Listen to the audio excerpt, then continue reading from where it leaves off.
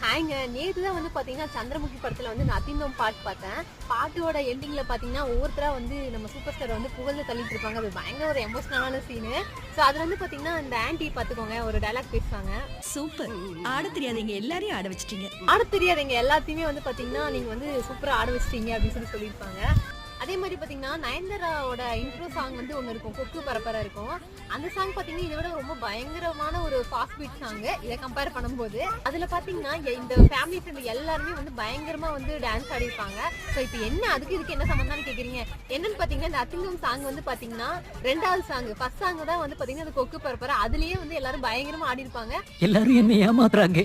So வந்து நம்ம எல்லாரும் ஏமாத்திருக்காங்க இந்த படத்துல. பட் இப்போ மட்டும் ஏன் எனக்கு இந்த அறிவெல்லாம் வந்துச்சுன்னு எனக்கு தெரியல. இந்த மாதிரி எத்தனை படத்துல நம்ம ஏமாத்திருக்காங்க, எந்தெந்த படத்துல ஏமாத்திருக்காங்க அப்படின்னு சொல்லிட்டு உங்களுக்கு தெரிஞ்சுன்னா மறக்காம கமெண்ட்ல சொல்லுங்க. நீங்களும் என்ன மாதிரி வந்து இப்பதான் நோட் பண்ணீங்க அப்படின்னு வந்து மறக்காம கமெண்ட்ல சொல்லுங்க. எனக்கு முன்னாடியே தெரியும்னால எனக்கு கமெண்ட்ல சொல்லுங்க. அண்ட் தேங்க்ஸ் ஃபார் வாட்சிங்.